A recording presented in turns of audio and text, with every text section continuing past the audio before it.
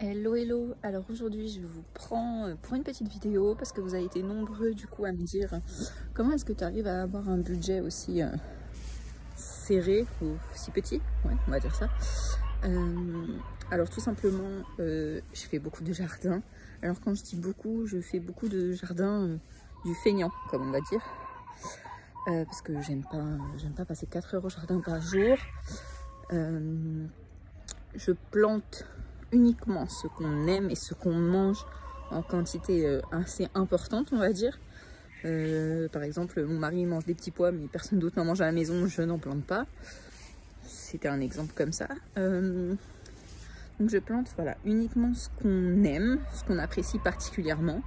Je plante aussi pour les animaux, parce qu'il y a des choses qu'on ne mange pas, mais que j'aime quand même planter parce que ça pousse très très bien et ça me permet de nourrir les animaux sans frais.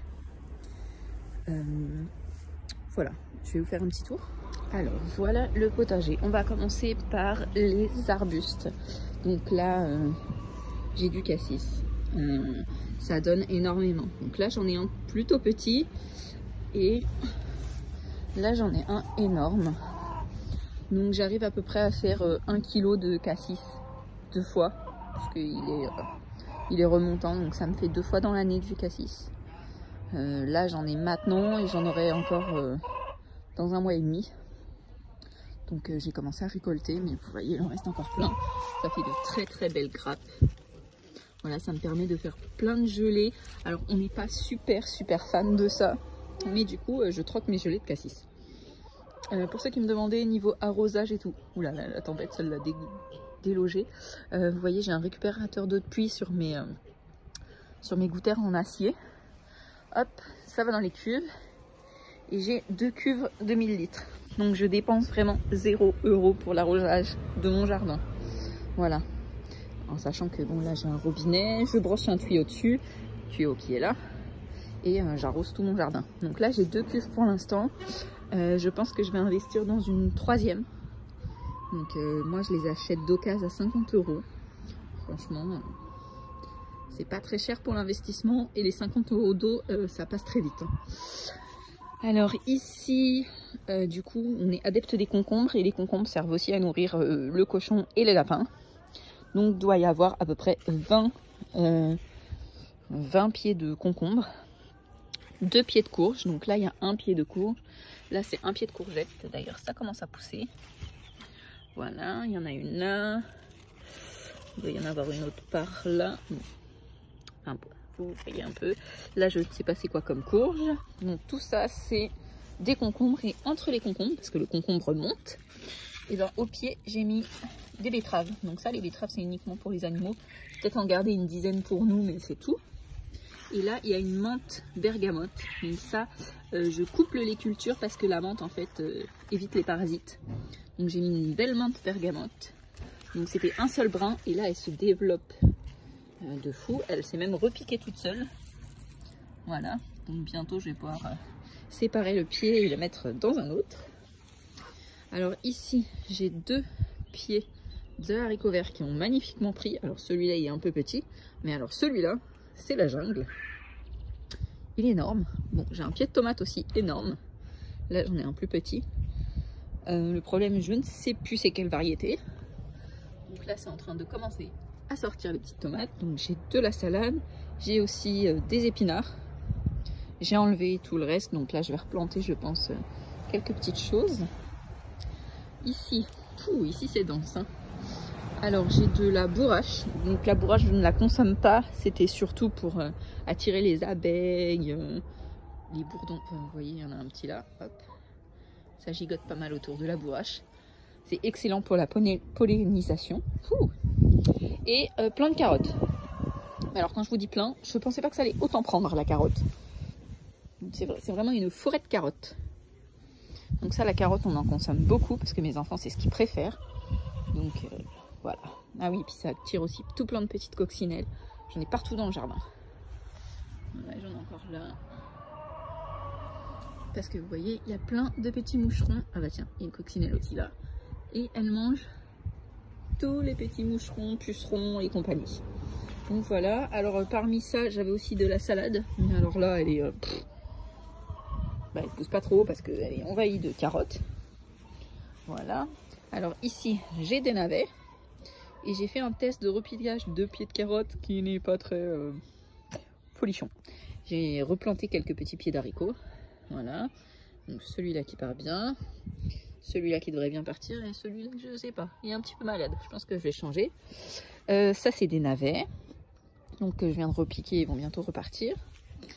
Ici, j'ai encore un pied de courge qui est un peu chétif. Mais vous voyez, il commence à me refaire des belles petites feuilles. Et une fleur. Là, j'ai une menthe qui commence à être en fleurs. Donc bientôt, je vais pouvoir récolter les fleurs pour pouvoir en ressommer. Là, elle est magnifique. Et ce que je vous dis, ça permet d'éviter en fait les chats. Ça permet d'éviter aussi les moucherons, parce qu'ils n'aiment pas l'odeur. Et ça repousse aussi tout ce qui est limaces et tout, parce que l'huile essentielle qui est contenue dans les feuilles de menthe, ils n'aiment pas du tout. Mais alors, pas du tout. Pareil, là j'ai une menthe, une courge. Là j'ai une très belle courge avec quelques feuilles qui se sont fait grignoter. J'ai un beau pied de poivron. Donc là ici je pense que je vais venir libérer les canards pour qu'ils mangent tout ce qui est limaces et escargots. Donc après je vais vous montrer les animaux. Pareil, j'ai un autre pied de courge qui est très très beau, où je me suis fait manger ma petite courgette. C'est pas grave. Là les navets que j'ai aussi repiqués et qui repoussent très bien. Là, j'ai deux pieds de petites courges, mais qui sont un peu faibles. Donc là, j'ai mis des tomates. Alors, elles faisaient un peu la tronche en serre, les tomates, mais elles ont super bien repris à l'extérieur. Donc là, j'ai encore des tomates et encore des tomates. Voilà, donc je ne plante pas énormément de variétés, mais je plante vraiment ce qu'on consomme et ce qu'on va pouvoir conserver facilement. Là, j'ai remis un pied de cassis, un pied de mûre, un autre pied de mûre, encore un pied de mûre et encore un pied de mûre. Donc ici je vais faire une haie. Donc là c'est ce qui touche la serre. Donc je vais faire une haie de petits arbustes, justement pour avoir suffisamment pour faire des confitures, des gelées, des marmelades. Donc là ça c'est ce qui a été planté cette année. Donc je récolterai que dans 3 ans. Donc ça ce sont des rejets. J'ai pas acheté, hein. Ça c'est un pied qui a été acheté, que je vais planter aussi. Mais ça, ce sont que des rejets. Donc vous achetez 1 ou 2 pieds et 2 ou 3 ans après, vous avez des dizaines de rejets. Donc c'est facile de vous faire une vraie haie de petits arbustes comestibles. Et là, j'ai une belle rhubarbe. Alors pour ceux qui ont suivi, elle s'était fait complètement manger par mes connasses de poules. Mais du coup, elle est repartie de plus belle. Donc là, elle est magnifique. Je vais la laisser bien s'étendre. Je l'ai mis au milieu du potager carrément pour lui laisser toute la place et pour avoir vraiment des belles branches. Ah, d'ailleurs on voit encore que, vous voyez, elle s'était fait complètement manger, mais elle me refait des très belles feuilles. Donc la rhubarbe, on ne mange que les tiges, hein, que les branches. Voilà, et ça va me servir pour faire des confitures, des gelées. Un peu tout ce qu'on peut transformer. Donc voilà, c'est 4 au bac, un petit banc ici et la serre. Alors on va aller dans la serre et je vous dis à dans quelques secondes.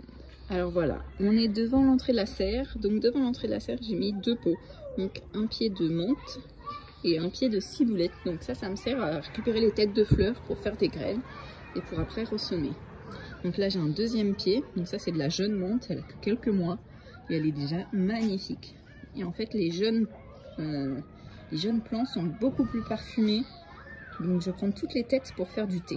Donc je fais sécher ma menthe et je fais du thé. Alors là j'ai 2 petits bananiers qui se plaisent très bien, qui se sont déjà bien développés. Donc eux ils resteront en serre en espérant avoir quelques petites bananes. Donc la serre permet d'avoir un climat un peu tropical. J'ai un petit pied de tomate qui est encore en pouponnière, un pied de melon, encore quelques petites tomates. J'ai quelques petits plants de poivrons que j'ai décalés du coup pour essayer d'en avoir jusqu'au mois de novembre en serre. Donc là j'ai plein de petits pieds de courge que je vais replanter. J'en ai aussi ici mais ils sont grands. Là j'ai jeté les fleurs de mâche. Donc j'espère qu'ils vont s'auto-ressemer. Voilà, Donc dès que ce sera décomposé, les graines vont se mettre dans la terre tout seul. Je remuerai un peu la terre pour les recouvrir et j'aurai de la nouvelle mâche. Donc là j'ai encore des petits poivrons qui d'ici 1 à 2 semaines maximum vont rejoindre la serre. Donc là j'ai fait des boutures aussi de cassis. Donc j'en ai 3. J'en ai 2 qui ont bien repris et une qui je pense est foutue. Là j'ai refait un petit pied de mûrier. Il me reste encore quelques petits pieds de concombre. Et après ce sont les tours. Donc là j'ai plein de fraisiers. Donc ils m'ont déjà donné une belle récolte. Donc j'étais assez contente. Ils sont en train de bien se développer. Là, et vous voyez, je suis en train de... Il y a le système d'arrosage automatique qui s'est mis en route. Alors je vais essayer de vous montrer. Hop, voilà. Donc ça c'est l'arrosage automatique. Donc là il y a de la salade. J'ai laissé 2 plants de salade. Alors c'est pas pour faire des grosses salades à manger. C'est pour qu'elles montent en graines. Donc là celle-ci je pense que ça va être bientôt. Et comme ça je vais pouvoir récupérer les graines et me faire mes plants pour l'extérieur. J'ai aussi mis de la menthe. Là il y a un petit pied de concombre. Donc là c'est 2 pieds de concombre. Non même 3. De poivrons pardon, excusez-moi. J'ai mis des aubergines, encore un pied de menthe. Comme je vous ai dit, la menthe, ça me permet d'éviter tout ce qui est pucerons, limaces, etc. Même les fourmis, elles n'aiment pas trop. Parce que même si j'ai des tours dans un bac à eau, j'ai quand même des fourmis. Je ne sais pas d'où elles viennent, mais j'ai des fourmis. Donc là, j'ai essayé de mettre des petits pieds de concombre. On va voir ce que ça donne. Bon, les fraises, elles sont magnifiques. Les salades d'eau, donc ça c'est de la laitue d'eau. Et les lentilles d'eau poussent très très bien. C'est ce qui me permet de nourrir mes poissons. Donc ça c'est le bac de culture pour les poissons. Voilà, donc ça a vachement bien pris. J'ai mis aussi un petit... Je sais pas comment ça s'appelle, mais c'est un petit truc qui est magnifique. Ça fait des belles petites fleurs rosées. Voilà. Et j'en ai mis un autre à côté. Je ne sais plus ce que c'est. Mais c'est pas grave. Voilà, ici j'ai mis des petits pieds de tomates. Ici, voilà, c'est un pied de poivron. Ça, qui était dans pouponnière il y a 1 semaine. Voilà. Et qui commence à bien se développer. Celui-ci aussi. Là, il y a encore quelques fraises. Là, j'ai testé, parce que bon, c'est ma première année, donc je teste, des haricots verts sur la tour. Et celui-là commence à bien s'acclimater. Voilà, il me fait un rejet, donc je vais avoir des fleurs et des premiers. Celui-ci fait un peu la tronche, mais il repart de la tige. J'ai mis aussi du poivron au milieu. Voilà. Donc ça devrait, je pense, bien repartir. Là, j'ai 3 citronniers. Donc j'ai un jaune, un vert et non, l'autre, le dernier, je crois que c'est mandarine. Là, ce sont des petits baies de goji. Donc j'en ai 2, donc ils refont super bien. Ils avaient eu un coup de chaud. Là j'ai 2 pieds, je ne sais plus ce que c'était, mais je pense que ça va mourir. Donc là c'est la menthe que je mets à repiquer, justement pour en planter un peu partout dans le jardin, pour éviter tout ce qui est chat, limaces, escargots et tout. Et là c'est une tour, c'est une ligne d'hydroponie. Voilà, donc avec le coup de chaud qu'on a eu il y a 15 jours, les plants ont beaucoup souffert. Et là, ils commencent à se remettre. Celui-là, je pense qu'il est mort. Je vais le retirer. J'ai un pied de tomate aussi qui est mort, mais c'est pas grave. Le reste se plaît vachement bien. Donc ça, c'est des haricots rouges. Voilà. Donc ils sont violets comme ça et ils tirent plus vers le rouge une fois cuits. D'ailleurs, il va falloir que je récolte. Et du coup, j'ai acheté un beau pied d'aubergine. Alors, c'est une variété blanche, ronde blanche. Donc je pense que je vais remplacer, je vais retirer ce pied de tomate qui est mort et je vais mettre mon aubergine. Voilà, là encore, j'ai encore plein de petits haricots et les pieds de tomate sont en train de repartir. Voilà, ça c'est la salade. C'est une salade italienne, ça c'est spécialement pour mes poules. Donc je fais toujours 2 bacs. Donc là, je vais aller en donner un aux poules et en replanter un autre. Et celui-ci, je le donnerai dans 2-3 jours et j'en replanterai un autre. Ça pousse très très rapidement. Ceux-là ont 10 jours, même pas. Donc franchement, c'est très très bien niveau autonomie. Voilà. Donc que je ne serai pas autonome en légumes cette année, ça c'est sûr, hein, puisque c'est la première année où je teste la serre. J'ai eu quelques échecs, hein, faut pas hésiter à le dire. J'ai planté des poirets, des blettes, des betteraves en serre. Pour commencer plus tôt, ça n'a pas du tout pris. Par contre, bon, tout ce qui est poivron jaune, rouge, j'avais même planté des poivrons orange, ça prend de folie. Les concombres, ça prend énormément. Les fraises, ça se développe très bien. Tout ce qui est pieds de courge, ça se développe très bien. Les tomates aussi, puisque les tomates, franchement, ils sont magnifiques, les pieds. Le melon, ça prend aussi très bien. D'ailleurs, il va bientôt aller dehors, celui-ci. Voilà, donc première année, plusieurs échecs, hein, sur plusieurs variétés. Les haricots ont très bien pris aussi bien vert, violet, les beurres et les pois mange-tout. Voilà, après il y a des choses qui ne supportent pas. Maintenant on va passer à la catégorie animaux. Et là, âme sensible, parce qu'on ne peut pas parler d'autonomie sans production animale. Donc vous pouvez fermer cette vidéo. La suite sera consacrée aux quelques animaux qu'on élève.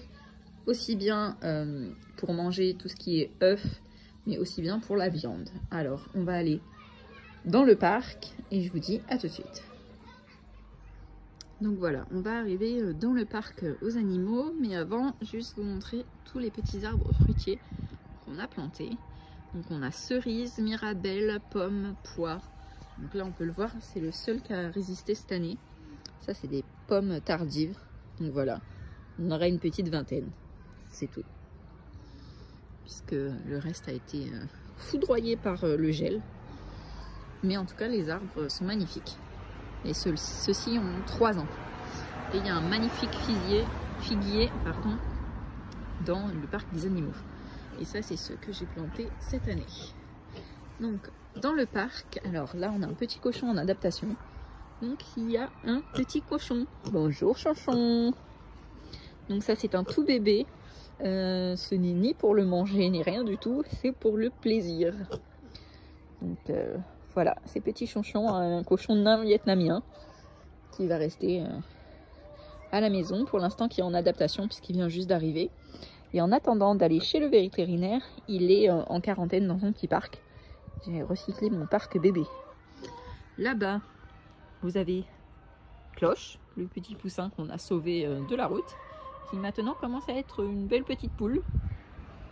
Donc là, vous avez les clapiers aussi, qui d'ici peu accueilleront 3 lapines et 1 lapin.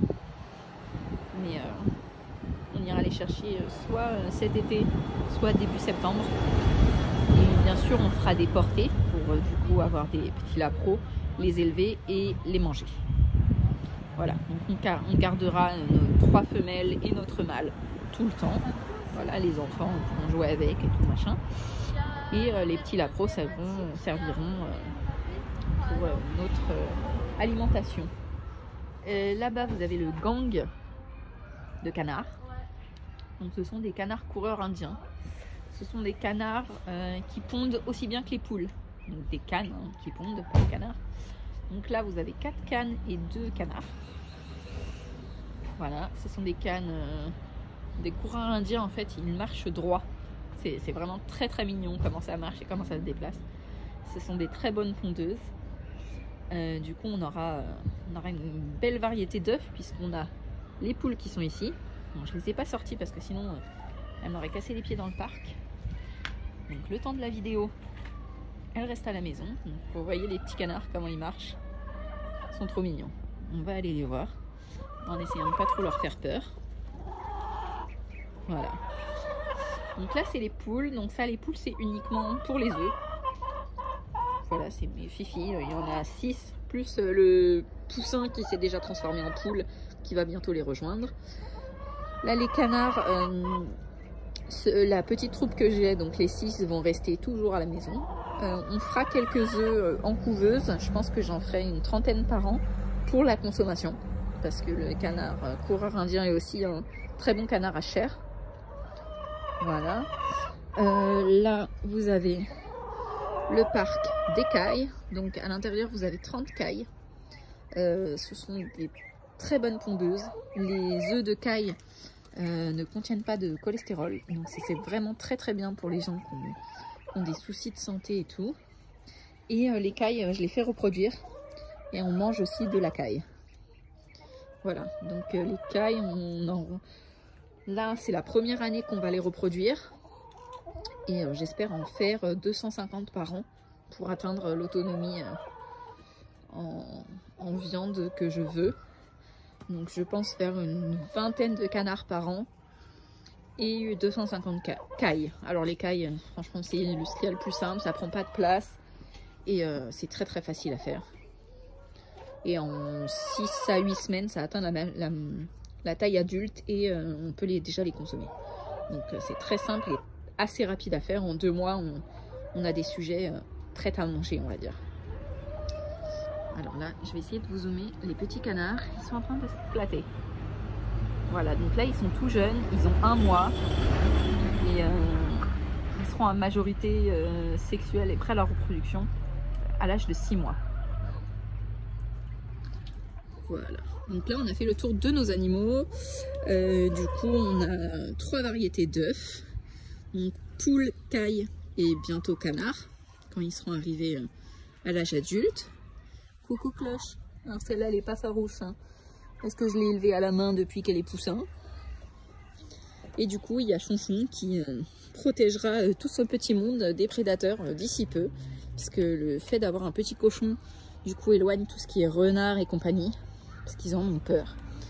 Bon, là, je pense qu'il est tellement petit, Chonchon, que s'il y a un renard qui vient, le renard, il rigolera. Mais voilà. Et du coup, j'espère que d'ici 2 mois maximum, nous aurons nos lapins et qu'on pourra commencer les reproductions dès le mois de mars. Parce qu'il va falloir un petit temps d'adaptation. Et on pourra se lancer dans les petits lapins. Voilà. Bon, c'est un peu le bazar avec les inondations qu'on a eues. Hein, le terrain ressemble pas trop à grand chose. Je pense que là la pluie ne devrait plus trop nous embêter. Vous voyez, j'ai même pas enlevé les bâches d'hivernage parce que du coup ils flottent tellement que sinon les pauvres animaux seraient trempés du matin au soir. Et je vais pouvoir bientôt replanter de l'herbe partout.